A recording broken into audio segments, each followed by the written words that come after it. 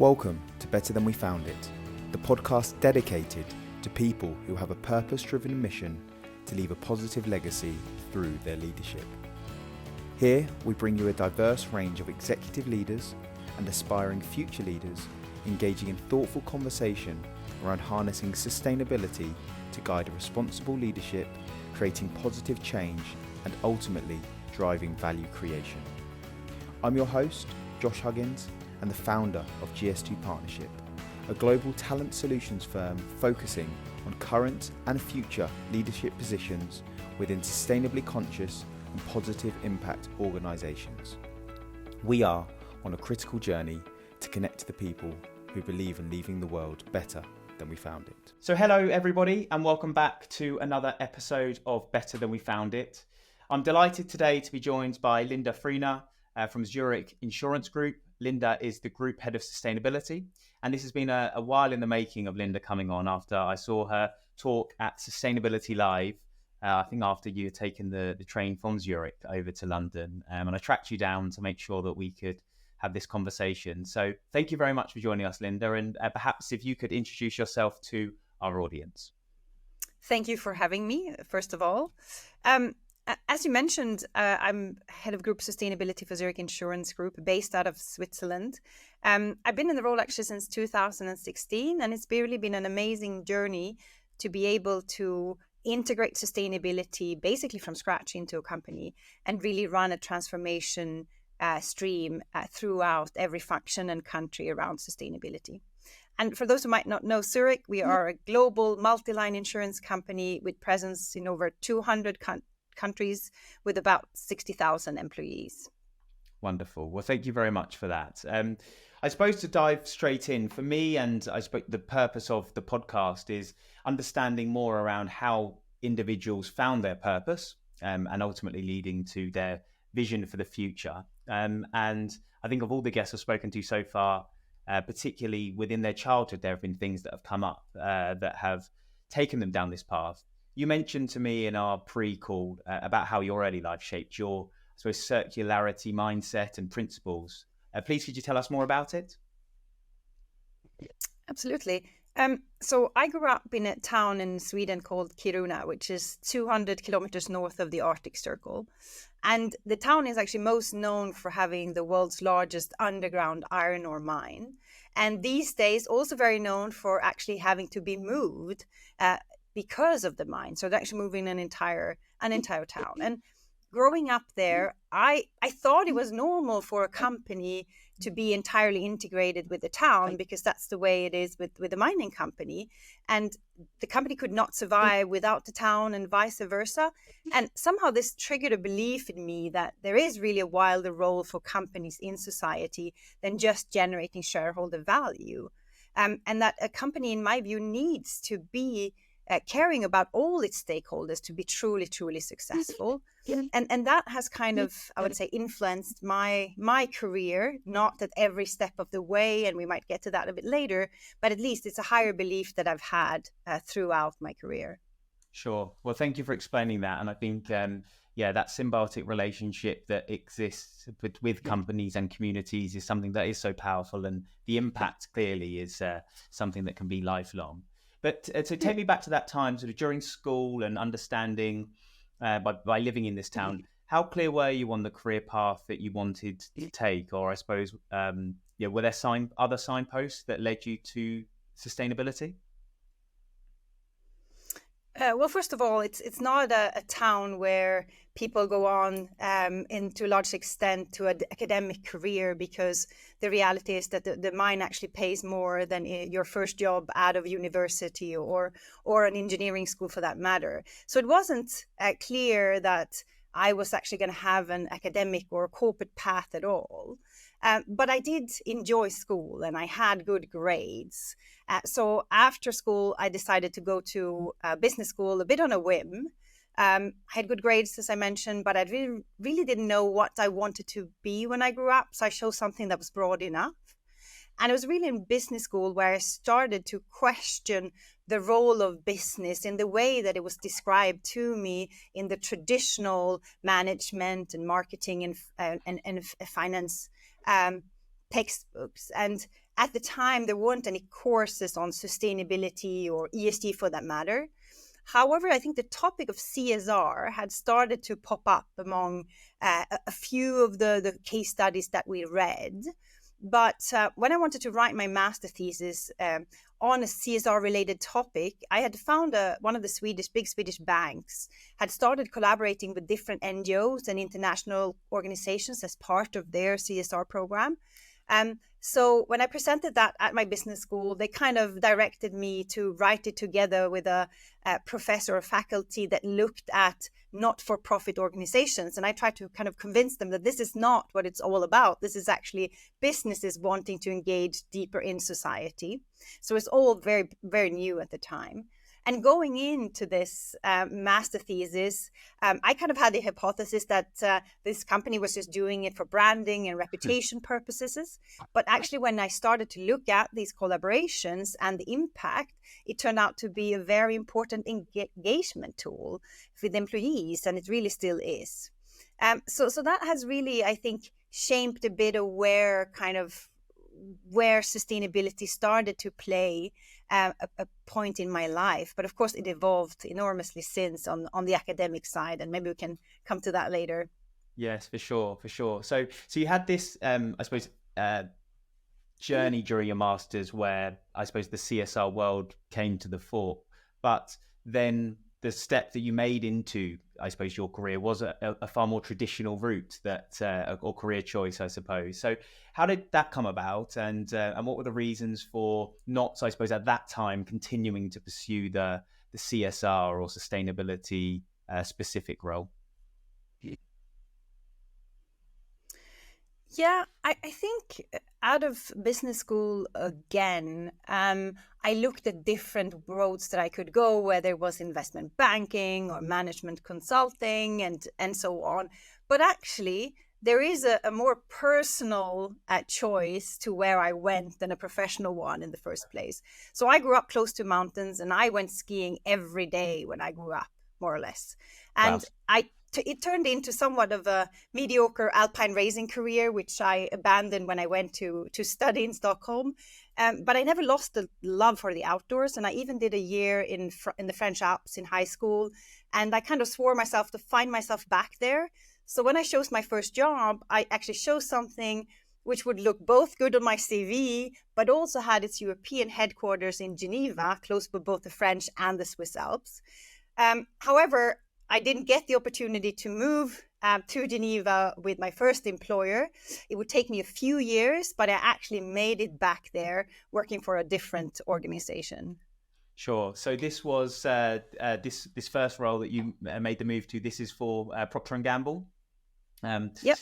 So this was, but this was more of a traditional finance role, as I understand it. Tell me about the role. What did it involve? What were you doing? First of all, I didn't see myself really in finance, and I was even good at it. But I took on the challenge to try to prove myself wrong on that. So yes, so I worked as a finance manager in a traditional brand team where you actually have it's a really interesting setup, because in one brand team around a specific brand, you work with the marketing experts, you have a finance manager, you have a supply chain. So it's like a small business department just working around one single brand. Sure. And I think that was really helpful in terms of really understand how does companies actually work, and how does different types of skills and expertise come together to really make it successful. And having that structure, which is very different from, for example, the company I work for today, where you have a separate marketing department, a separate comms department, a separate supply and share procurement department, and a separate finance department. But actually, we had that in a very small scale, working together in the same team. So that was a really, really good first step in my career. For sure. And I suppose that, and the kind of parallels I'm thinking about and drawing here is within a broader sustainability capacity, you work so much cross-functionally that understanding different departments and functions is crucial to your success. And maybe those earlier times in an organization like that allowed you to start to understand how to work in much better in a cross-functional perspective than being siloed, I suppose, into one. And then moving on from there, the move was into consultancy. Is that right in saying? I did a very short dipping my toes into consultancy. It was a small boutique consultancy firm in Stockholm where I worked a lot on consumer sentiments, employee sentiments, but also reputational management. But it wasn't really for me to jump just from one client to the next and really never be able to kind of roll up your sleeves and solve a problem and then follow it throughout the value chain in a company and really driving it. So I didn't last for very long. And also my longing to live in the mountains was just too strong to stay in a very flat and of course by the sea city of Stockholm. Sure. Yeah, absolutely. So yeah, that love of the outdoors reared its head again and getting you back to the Alps. So the World Economic Forum, most people have heard of it. I suppose some individuals probably don't know what the organization does though on a day-to-day basis. Could you just explain more about the organization and then take us through your particular roles there? Yes, I was about, I think, 4 years into my professional career when I heard about the World Economic Forum, and at the time they had a Global Leadership Fellows program where you would basically combine a full-time job with almost an executive education curricula. So you actually got to go for about up to 6 to 8 weeks every year and take different types of courses in universities across the world. So that was a good combination for me of really trying to evolve and grow in my professional career, but also add the layer of academia and learning new things, because that seems extremely important for me in everything I do, to actually be challenged intellectually as well. I think when it comes to the WEF, I mean, many people have heard about Davos and how leaders gather up in the Swiss Alps every year to wine and dine and make business deals. But I would say that the reality is that the Davos meeting is just one of many activities that the World Economic Forum is undertaking. I left 10 years ago, so of course it changed a lot since in both size and remit. But essentially, it really wants to convene people to help solve some of the world's most pressing issues, and doing so by bringing together different sectors. So bringing in business, bringing in NGOs and civil society, bringing in governments and thought leaders and academia to work on different types of initiatives. And I really chose to go there to really improve my understanding of cross-sector collaboration and how businesses can work better with all their different stakeholders and use its resources beyond just creating shareholder value. And it was also, I say, one of the first organizations that also started to go deeper into the concept of corporate citizenships and corporate responsibility. So for me, it was an extremely good learning platform to try to understand how this actually works in practice. And I worked extensively on partnership management and really help connecting companies, mainly in the financial services sector, but also in other sector with other organizations, whether it's an NGO or a government or academia on their topics of interest. So I also got a better understanding for what are some of the challenges when it comes to sustainability at the early days for financial services companies as well. And it was really interesting when we started looking at alternative investments. We started looking into the SDGs and these things. So that was an excellent platform for me at the early days of trying to get my head around where my career would take me.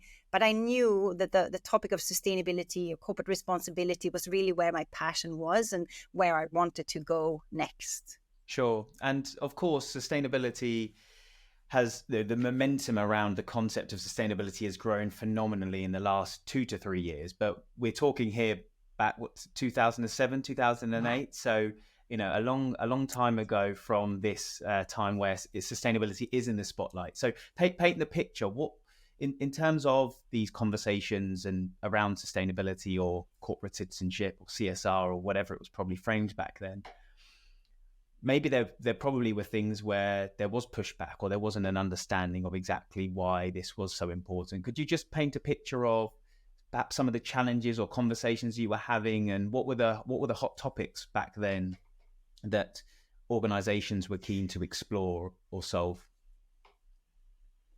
I think there were many already back then. I mean, one is of course the difference that I see today between what CSR or corporate responsibility and sustainability, because the first one for me already back then was very clear. This is something that the company is doing on top of their core business activity. So this is something they might, provide funding into charities and employee engagement opportunities and so on, but it's still separate from their business. And when we really started looking into sustainability, I mean, sustainable finance as a topic, it was really about actually using your resources and the business model that you have to try to enable and solve some of the future problems that we're going to look into. So I think already back then I started to see the nuances. And today, when people are trying to kind of get me to speak on a CSR conference or something, I just my eyes are just popping out, because I'm thinking, are we still talking about CSR? And yes, we need it, but we should not mix up sustainability and CSR. And I think it's the same when I hear people using ESG and sustainability interchangeably. I also get a bit of a strong reaction, because they're different. They're two different things. For me, ESG is about what are the types of issues that you need to look at, environmental, social, governance issues. But sustainability is really about how you do business, how you use your business model to create an impact. So that I think has continued to evolve, but there's always been a bit of this tension in between. But already back then, and even when I started in 2007, 2008, we started having the first kind of climate change conversations with business in the room. There were different dialogues being run, but there wasn't too much talk. It was more about the risk that climate change risk of having on companies, and not so much about, okay, so what do we do about that? There was a lot of let's write letters and different types of signatories and kind of make people aware about the topic, but not so much, okay, what can we actually do about it at the time? And then your role developed beyond I think it was the partnerships, into a slightly different role, but it was sort of engagement based or community focused. Could you explain how your role developed and expanded to include that? I think it was building on the skills and the expertise that I had really built in the types of partnership management roles, and going on and actually building new types of communities, because that's a bit of the business model of the World Economic Forum, is to continues to evolve, to find new topics, to convene people around, and to create awareness and engagement around. So I have the opportunity to try to build out new types of partnership models around different topics. And the last one I worked on was very much around global risks. And WEF, World Economic Forum, had done an annual report every year looking at the most pressing global risks. And actually Zurich was one of the partners. So that's how I first met Zurich Insurance Group. And when I tried to engage them and look at what's the type of engagement opportunities that we can have around this report. And it was right about the time when they had started to work on corporate responsibility and had a first corporate responsibility strategy.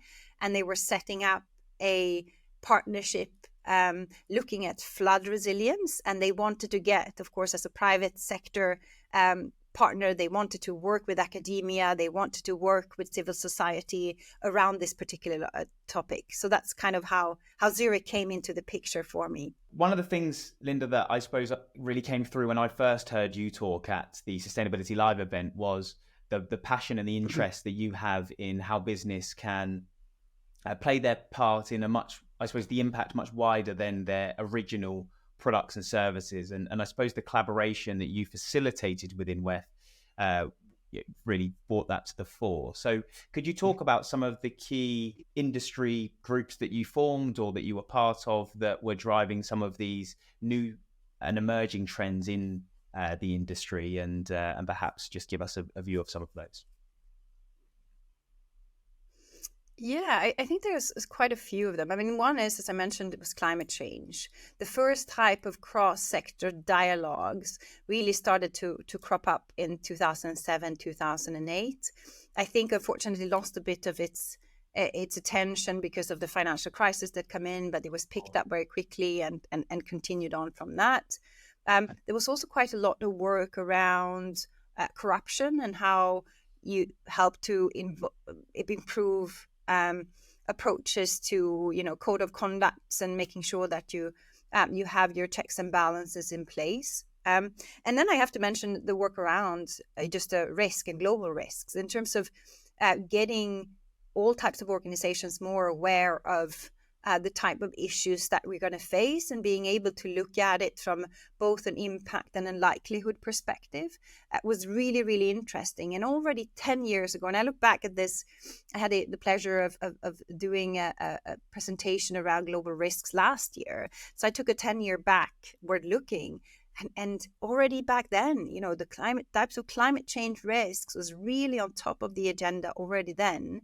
And also what we said in the next 10 years is going to be the most urgent topics to work on. And they're just growing in importance. So I think from a risk horizon or just in a consciousness of companies already back 10, 15 years ago, we're now seeing those risks actually materializing. And now we're starting to see action. I said of 10 years, 15 years ago, it was more just talk about these type of issues. And today there's action around it.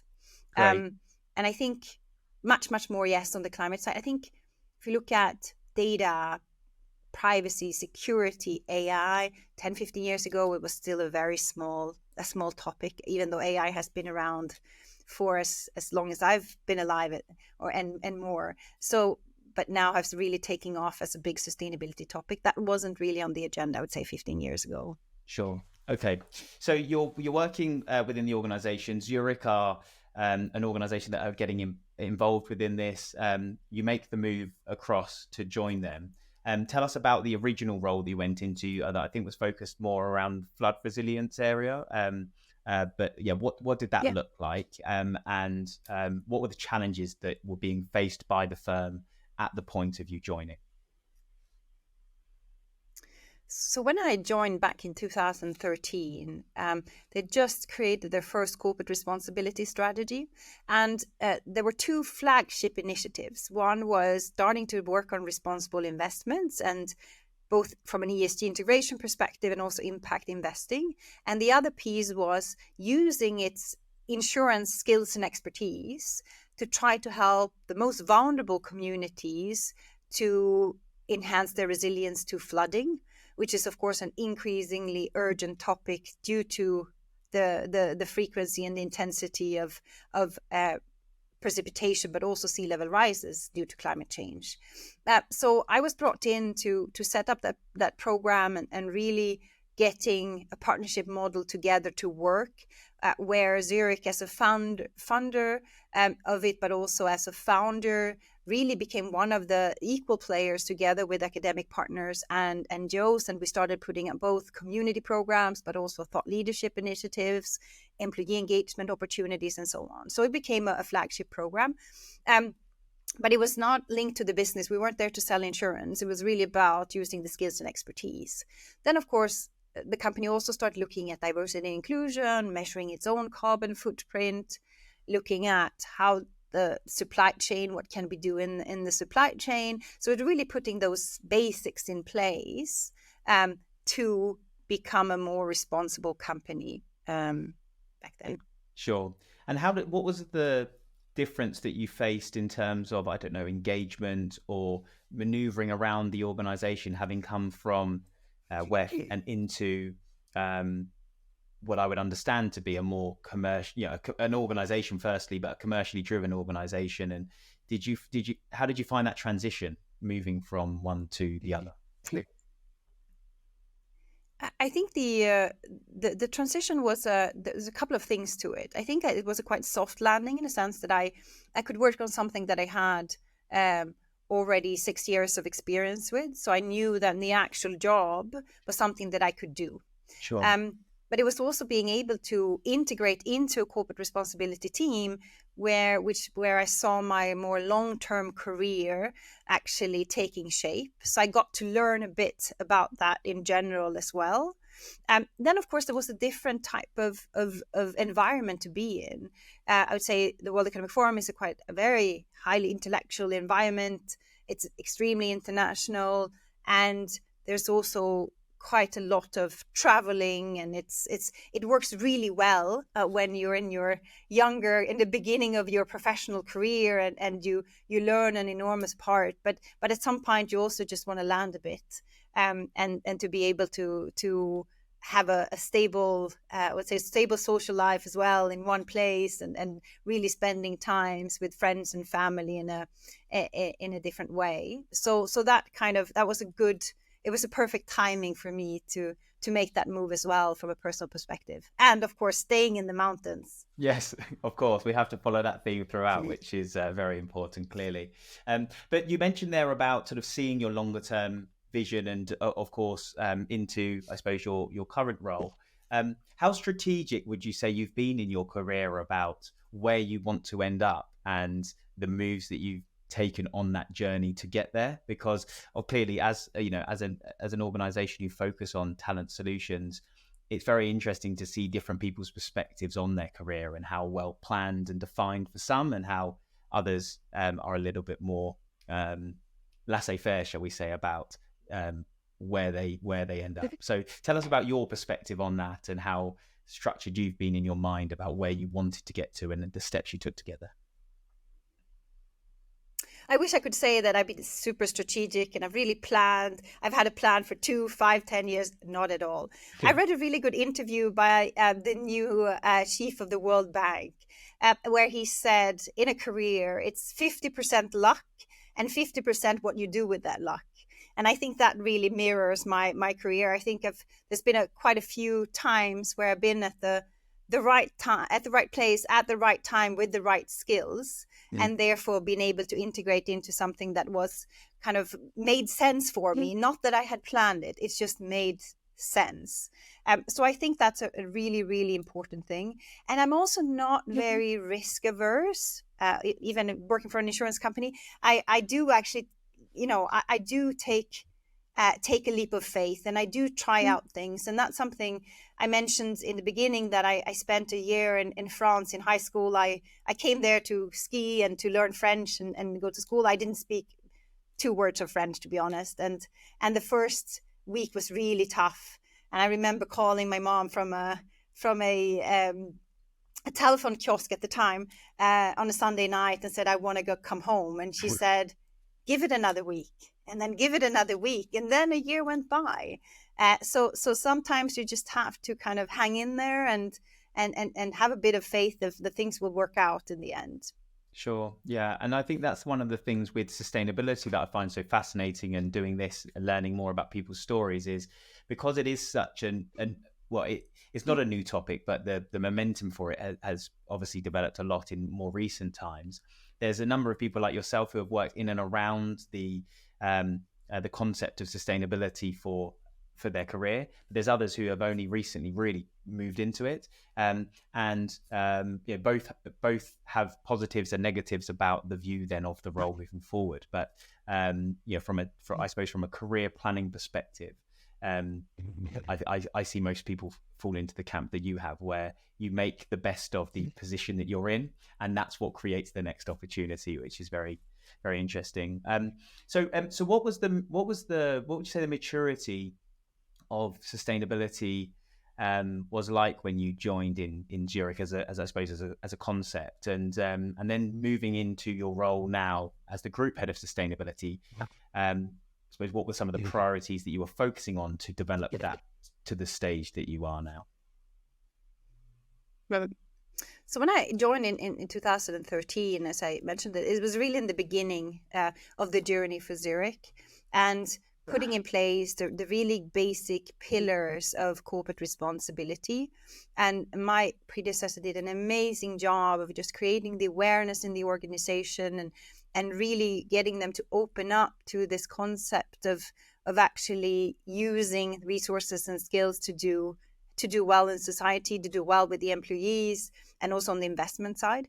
The challenge, I think, at the time was really to anchor it into the insurance business. And looking at ways to do that. We had started looking at from a risk perspective, and how do we look at particularly controversial environmental and social risks in different business transactions. But we didn't really kind of look at it from a business opportunity point of view yet. So when I stepped into the role in 2016, it was just about the time, I would say, Zurich, it became of a kind of a turnaround year for Zurich. A new CEO stepped in and really wanted to transform the company, and was very keen on making sure that the company becomes much more customer centric, leading with innovation, digitalization, but also sustainability. So we really started to have sustainability being part as a topic for the transformation of the company. But I did spend a year, I would say, with the executive committee of really agreeing, what do we mean by sustainability? What are the types of focus areas that we want to look at? How do we anchor it to our business beyond just the investment side, and so on? So it was a very, I would say, long dialogue in the beginning, but I think that really helped to set everyone on the same level in terms of understanding what this is all about and what it is that we want to do. Yeah, I think it's a really important topic that doesn't perhaps get spoken about enough, is the education piece, particularly at executive and board level. These individuals have been running businesses for say in some instances for a very long time. They've had lots of responsibility, and now sustainability is something that they're supposed to be experts in as well, and to be able to guide and shape the direction of the organization. And I don't see, or some of the issues that I sometimes see is where there perhaps is a lack of education for what does sustainability mean in our context, and what are the material areas that we can focus on that can play the part in creating value, or whatever it may be that's being looked at. So that knowledge sharing, I suppose, from the executive leaders of sustainability upwards and across the peer group is such a crucial part that not every organization has done. And I think that's where perhaps things can then start to fall down later down the line, when there's not that true alignment on what the focus is. So once you were able to I suppose, understand and get everybody on the same page, what were some of those key areas of focus, and the strategy that you put together in amongst the wider business focus? Naturally, for an insurance companies that of course have a big business in property and casualty insurance, climate change is actually already on our balance sheets. We, of course, through the natural catastrophes that happen there out in the world, insurance companies get impacted increasingly, I would say, as well. It's important to note out. So that was naturally one of the topics that we looked at.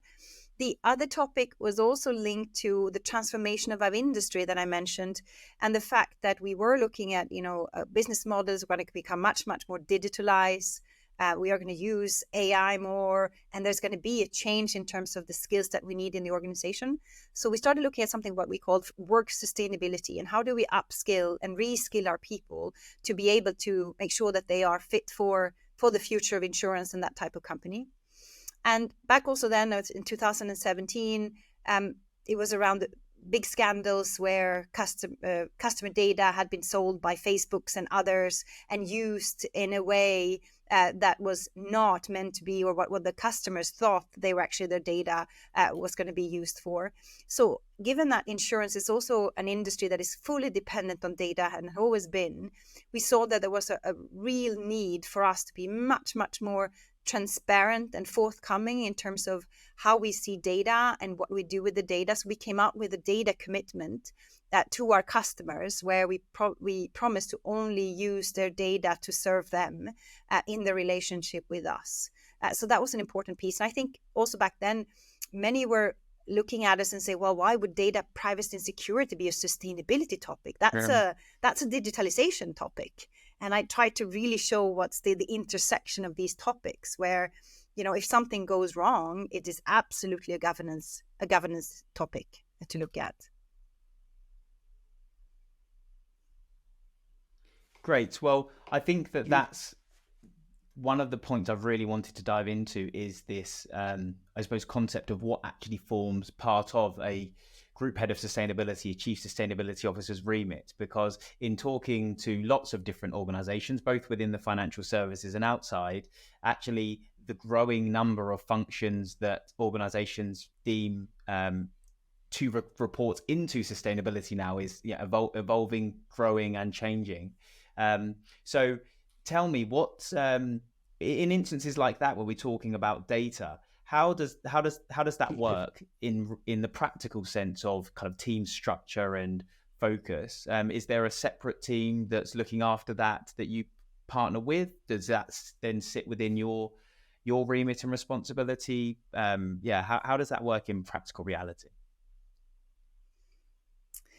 So from the get-go, it's always been very important for me not to build a big central sustainability team, because then I think it really risks becoming siloed and not very integrated in the way that it approaches. It might be something that management agrees with, but actually further down into the organization, it just doesn't get integrated. So Zurich, we've set up a model where we do have small sustainability teams in the main business functions, who then work closely with my team on the different topics. So in this case, around data privacy and security, it's owned by our group technology and operations team, who really set the framework and helped our different business units integrated into their processes, and also, of course, working closely with the customer-facing teams to make sure that we're living it. We're not just saying that we are, you can trust us with your data, we're going to take good care of it, but that we actually also live it. So that's been and we work similarly on most of the topics that we look at. And I think the one topic, climate, I mentioned that cuts across the entire organization. So that is a responsibility in all the business functions, and they look at it from, of course, a bit of a different view depending on their activities, but it really spans across. Sure. And in an ever-changing world that's being affected by climate, clearly, what are some of the material risks and challenges that you're facing as an insurance firm right now that is on the agenda? I mean, we put a price on risk, and we put that price based on data models, catastrophic models, but also more and more increasingly climate models. So we have climate data. We know, we don't have the crystal ball, but we know approximately what's going to happen in the next few years around this. And therefore, we do need to price it. We are a for-profit making company, which means that there's actually parts of the world that are going to become uninsurable from the risk transfer point of view. And that's a big challenge for the industry. And we face that with the fact of saying, well, actually, we need to work much, much more on prevention and resilience and adaptation building. And naturally, not only with our customers, but we also work more closely with governments to understand how are they going to help their citizens be much, much more resilient to those type of risks. So that is one area which I think is a true challenge for us as an industry as such. The other piece, I think, is to really understand, if you look from a commercial point of view, how do we support and accompany our commercial customers in their own transition to net zero or just a lower carbon type of business model? And what's the type of products and services that they need from us? And for us to be able to offer that, we also need to understand what are the types of technologies that they're going to use in the future, and how can we make sure that those are insurable and are also supporting the technology in general. Sure. And in that example in particular, so that collaboration with your customers, how does that take place? Who with a lean, small sustainability function, who's equipped to have those conversations with your customers and actually be able to I suppose, understand and comprehend what's needed in order to feed that back to you, and how have you set that up? We work very hard to equip the customer relationship management, the underwriters, and so on, with the right knowledge to be able to have that conversation, because that's not something that a central sustainability team can have, because then we would be on the road all the time, and it doesn't make sense. Again, back to the notion of integration. It needs to be integrated into the business. So that's a huge effort, because of course they have so many other parameters that they need to look at, not only sustainability, and then providing them with the right type of data, but also the right type of approaches and understanding how industry transitions need to happen, and especially in the hard to abate industries. So that, I think, is an evolving effort, and I think we're just starting out, and we'll have to continue building that in the next few years. Sure. And this is one of the things that I hear a lot of when we're approached by individuals who want to take a role, I suppose, in sustainability. The first question that I and my firm asks is, well, what more can you do in your current role to embrace sustainability as part of your responsibility? Because ultimately it's everybody's, and we can't have these big teams of sustainability professionals, because then actually the operational business won't happen. So I think one of the things I've very much push as an industry message is looking at your own role and what can you do to really impact that. And I suppose that will be very much the case within Zurich, within these individuals and what they're doing, and giving them opportunities to learn more and progress and to develop from that regard. So that's something I think that's really crucial to everybody driving forwards to not just the energy transition, but the other challenges that we face. So as we come towards our close, as you may know from the podcast being called Best Than We Found It, the question that I like to ask every guest is about, I suppose, their own aspirations and their own career goals. And for you, Linda, by the end of your career, what would you like your legacy to be, to show that you've left the world better than you found it? I would say I don't see it so much from a career perspective, but I have two young sons, and I expect them to ask me one day, "Mommy, you all knew about climate change. Why didn't you do more about it?" And at that point, I want to be able to tell them that even if it was on a very, very small scale, I did use the resources and expertise of a company to try to create more awareness about climate change and give the organizations the tools to actually take actions against that. Because I truly believe climate change is no other threat that we have faced before as a species. And given its long-term nature, as humans, we're just not able to tackle it in a timely manner. So this is just going to be a growing challenge that we're going to have to face. So my legacy is definitely going to be more on the personal side and the professional side. Sure, I understand, but the two entwine with with how you deliver that, I suppose, and being able to have that conversation. So thank you for sharing that. So as we wrap up, I'm sure from the conversation today there'll be people who are keen to find out more about your own journey, what Zurich are doing, and perhaps there may be partners that are interested in supporting you with that. Would you be happy for individuals to reach out and connect with you if they have any questions following the conversation? Absolutely. They can reach me on LinkedIn. I might not answer the first time. Sometimes I do lose track of messages, and there's just so much traffic and so many platforms at the same time. But that's the easiest way to get a hold of me. Wonderful. Well, look, thank you so much for your time today. It's been great to discuss it with you. I wish we had more time than we do, and perhaps in a few years' time we can look at reviewing again, and we can look back on what you have achieved in that time. But thank you so much for joining us. Best of luck with the journey that you and Zurich are on, and look forward to catching up with you soon. Thank you so much, Josh, for a great conversation. Thank you. Thank you for joining us on this episode of Better Than We Found It. I hope you have found value from this to support your own purpose-led journey. This episode was brought to you by GS2 Partnership, my organisation focused on providing talent solutions for sustainably focused organisations. We are driven by our purpose of connecting the people who believe in leaving the world better than we found it. If you are looking for a partner to support you with your hiring plans, or you are looking for your own career next steps, please reach out to us or personally drop me a message on LinkedIn. It's great to hear from listeners to the podcast, and I'd welcome the opportunity to talk to you. Thank you very much and stay tuned for our next episode.